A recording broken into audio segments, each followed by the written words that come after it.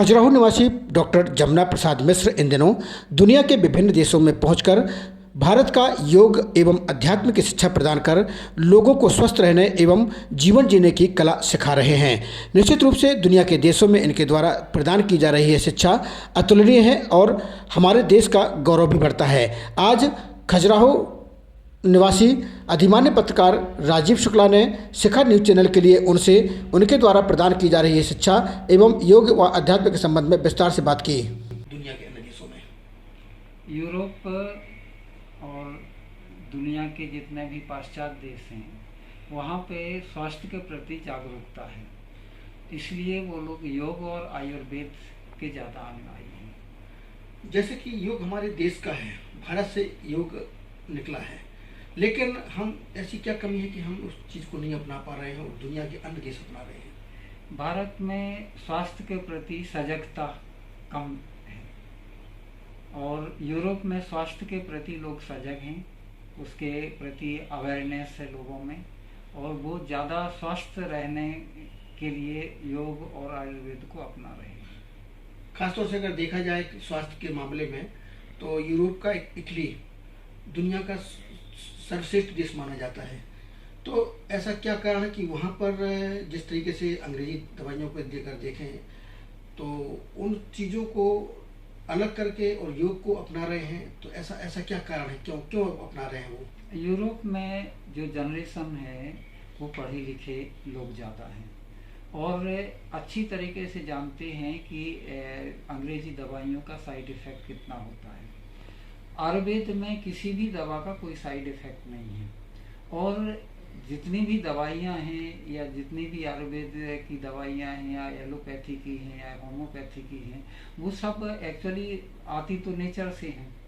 कहीं ना कहीं किसी कोई जड़ है, कोई पत्ती है, कोई रस है, तो हर तरीके से जो भी बनती है दवाइयाँ वो सभी की सभी बनती तो नेचुरली उससे है।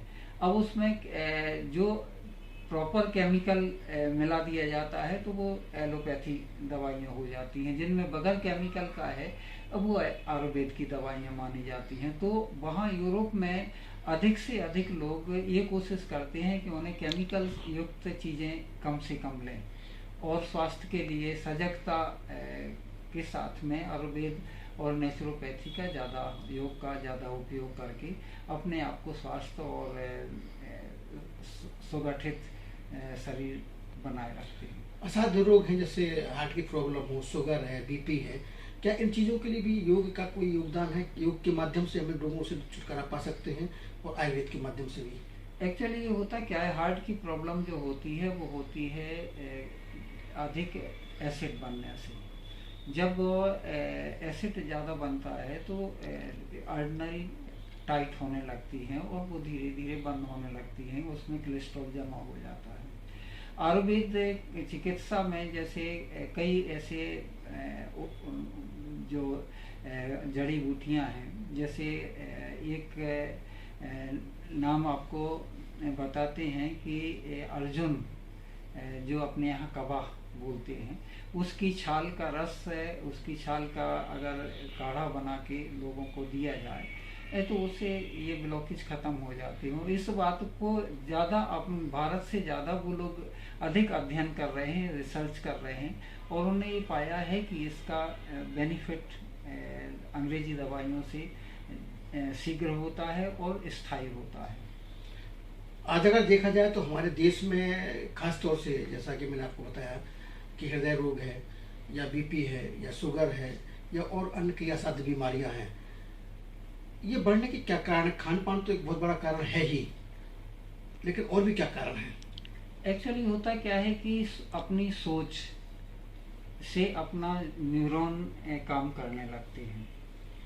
जो अपने मस्तिष्क में जो मेन 3 पार्ट होते हैं, राइट, लेफ्ट और सेंट्रल पार्ट जो कन्वेंस होता है वो फ्रंटल लॉब से होता है। फ्रंटल लॉब जिसे अपन आज्ञा चक्र के नाम से जानते हैं और अपने विचार, अपने जो संकल्प हैं वो सारे आज्ञा चक्र से तीनों उसको प्रभावित करते हैं। अब पूरा का पूरा जो खेल होता है अपनी जो शरीर का, वो होता है अपने हार्मोन्स किस तरह से हैं। यदि डोपामिन है, सेरोटोनिन है, इस टाइप के जो पॉजिटिव हार्मोन्स यदि बॉडी पैदा कर रही है तो उसका रिजल्ट पॉजिटिव होता है और जो शरीर है वो निरोग रहता है। यदि कॉर्टिसोल है या इस टाइप के जो इमरजेंसी वाले जिसमें जो है एक्साइटेड वाले हार्मोन्स जहाँ पैदा होते हैं तो उससे बीमारियाँ या सेल्स में कमी आती हैं। आयुर्वेद और खासकर योग से होता क्या है कि जो प्राणायाम की प्रक्रिया है, प्राणायाम में ऑक्सीजन की पूर्ति होती है। प्राणायाम की जो ऑक्सीजन की पूर्ति वो पांचों प्राण वायु, समान वायु, व्यान वायु, उदान वायु और व्यान वायु, ये सारी पांचों प्राण, पंच प्राण जिसे कहते हैं, उसमें डिवाइडेड होता है। और जो वागस नर्व है उसको एक्टिव कर देता है प्राणायाम। तो उससे ऑक्सीजन हर सेल्स में, बॉडी के हर सेल्स में ऑक्सीजन की सप्लाई बराबर मात्रा में जितनी ज़रूरत होती है उतनी पहुंचती है और पांचों वायु बराबर अपनी स्थिति में सुदृढ़ रहती है, जिससे जहाँ ऑक्सीजन की कमी होगी वहाँ पे हर तरह के रोग या उस तरह का जिस ऑर्गन में ऑक्सीजन की कमी होगी वहाँ ट्यूमर बनेगा, कैंसर बनेगा, या जहाँ ऑक्सीजन की अधिकता होगी तो वहाँ ये सारी बीमारियाँ दूर अपने आप हो जाती हैं। दुनिया के कितने देशों में आपके आश्रम हैं लगभग? अभी यूरोप के देशों में आश्रम 14 आश्रम बनाए हुए थे, तो कोविड की वजह से वो कुछ आश्रम अपने प्रभावित हुए हैं, बंद हुए हैं। और बाकी इटली वगैरह में जो है यहाँ पे खास मुख्य काम हमारा। फिर तो अनुयायी भी काफ़ी संख्या में होंगे आपके? वो तो लाखों की संख्या में, हम भी गिनती नहीं कर पाते हैं। तो कैसा लगता है जब आप दुनिया के देशों में जाकर आप योग, अध्यात्म और अपने यहाँ की संस्कृति को जो रुझान पैदा करते हैं, तो वो कितना आकर्षित होते हैं हमारे इस अपनी संस्कृति पे गर्व होता है कि बचपन से जो हमने सीखा है, जो हमें संस्कार मिले हैं और जो हमारी सभ्यता है, जो हमने बचपन से योग और अध्यात्म से की शिक्षा ली है, तो उसमें लगता है कि यार ये जो चीज़ें कि वो बड़े बड़े रिसर्च करके सीखते हैं, वो चीज़ें हमें सहज में यहाँ बचपन में ही सीखने को मिल जाती हैं। तो अपनी की संस्कृति पे और अपनी सभ्यता पे बड़ा गर्व होता है कि हम भारतीय हैं और हमारा भारत जो है विश्व गुरु क्यों है, क्योंकि यहाँ का एक बच्चा भी जितना जानता है, वहाँ पे जो वहाँ के वैज्ञानिक उतना जो आज खोज कर रहे हैं, यहाँ पे एक बच्चा भी कहता है कि युग सहस्त्र योजन पर भानु लीलोताय मधुर फल जानू। आज वो उस चीज़ को खोज रहे हैं कि पृथ्वी से सूर्य की दूरी कितनी है, और अपने यहाँ तो इस मंत्र को जो है बच्चे जाप करते हैं। तो क्या कहना चाहेंगे चैनल के माध्यम से हमारे जो देखने वाले हैं कि वो किस तरीके से अपने स्वास्थ्य के माध्यम से अपने जीवन को सुधार पाए? भारत में जो अपना कल्चर है, अपनी जो सभ्यता है, बहुत ही धनी सभ्यता है, बहुत ही धनाढ्य हैं हम लोग अपने अध्यात्म के बारे में, योग के बारे में, और अपने जो एक एक ट्रेडिशन है, जितने अपने व्रत त्योहार हैं, उनको साइंटिफिक तरीके से बनाया गया है। यदि आदमी अपने लोग खाली अपने अध्यात्म को, धर्म के जो त्योहार हैं, व्रत त्योहार हैं, इन्हीं पे यदि चले तो पूर्ण तरह से स्वस्थ रह सकता है। एक्चुअली होता क्या है कि जैसे अपने यहाँ व्रत और त्योहार इतने ज़्यादा हैं, यदि हफ्ते में एक व्रत आदमी करता है, 15 दिन में एक व्रत करता है, खाली पेट रहता है, तो अपनी बॉडी स्वयं ही जो कैंसर वाले सेल्स होते हैं उनको बॉडी स्वयं ही खाने लगती है।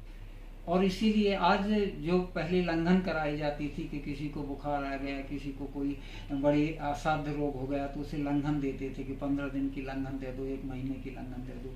आज विज्ञान उस पर पहुंचा है कि अगर किसी को असाध्य रोग है तो उसको उपवास कराने लगे हैं। तो आज वो कई सालों की खोज के बाद में, कई सालों की रिसर्च करने के बाद में, करोड़ों रुपए खर्च करने के बाद में जिस स्थिति पे आए हैं, उस स्थिति को अपने ऋषि मुनियों ने बहुत पहले, हजारों वर्ष पहले अपन को बता दिया है कि भाई 15 दिन में एक दिन व्रत करो, एकादशी का व्रत करो, इससे पुण्य मिलेगा। गंगा में जाके डुबकी लगाओ। गंगा में जाके डुबकी लगाने का अर्थ क्या है? जितने तेज बहाव में आप डुबकी लगाएंगे तो आपकी वागस नर्व्स एक्टिव हो जाएगी। वागस नर्व्स अगर एक्टिव हो गई तो किसी तरह का रोग रहेगा ही नहीं। तो पाप से ही मुक्ति नहीं मिलेगी, बल्कि रोगों से मुक्ति मिल जाती है। और इसके पीछे बड़ा गहरा विज्ञान है, अपने हर ट्रेडिशन के पीछे। तो अपने अगर शास्त्रों के अनुसार अपने धर्म पे, अध्यात्म पे चल रहे हैं, अपने जो है सनातन धर्म के अनुयायी बन के और उससे ईमानदारी से अगर पालन कर रहे हैं, तो ना तो कोई रोग रहेगा और ना कोई शोक रहेगा। जितना भी सेरोटीन पैदा होगा अपनी बॉडी में, मेलाटोनिन पैदा होगा अपनी बॉडी में, तो उससे ज़्यादा खुशी देने वाला और कोई हार्मोन्स होता ही नहीं। तो ये थे हमारे बीच डॉक्टर जमुना प्रसाद मिश्र, जो कि आज दुनिया के विभिन्न देशों में जाकर के योग और अध्यात्म की शिक्षा प्रदान कर भारत का गौरव बढ़ा रहे हैं। निश्चित रूप से हमारी सरकारों को भी ऐसे विभूतियों के साथ मिलकर के हमारे देश में भी कुछ ऐसा ही उत्थान हो और देश का विकास हो, इसके लिए निश्चित रूप से ऐसी विभूतियां जो दुनिया के देशों में जाकर के हमारा ये ज्ञान और योग का विस्तार कर रहे हैं, हमारे देश के लोगों को भी लाभ मिले। निश्चित रूप से ऐसे लोगों को न सिर्फ इनका सदुपयोग करना चाहिए, बल्कि शासन स्तर पर ऐसे विभूतियों का सम्मान भी करना चाहिए, जिससे कि इनको और भी प्रोत्साहित किया जा सके। शिखा न्यूज चैनल के लिए मैं खजुराहो से राजीव शुक्ला। अभी तक के लिए एक बार फिर हम किसी अन्य विभूति के साथ और शख्सियत के साथ उपस्थित होंगे। तब तक के लिए धन्यवाद, नमस्कार।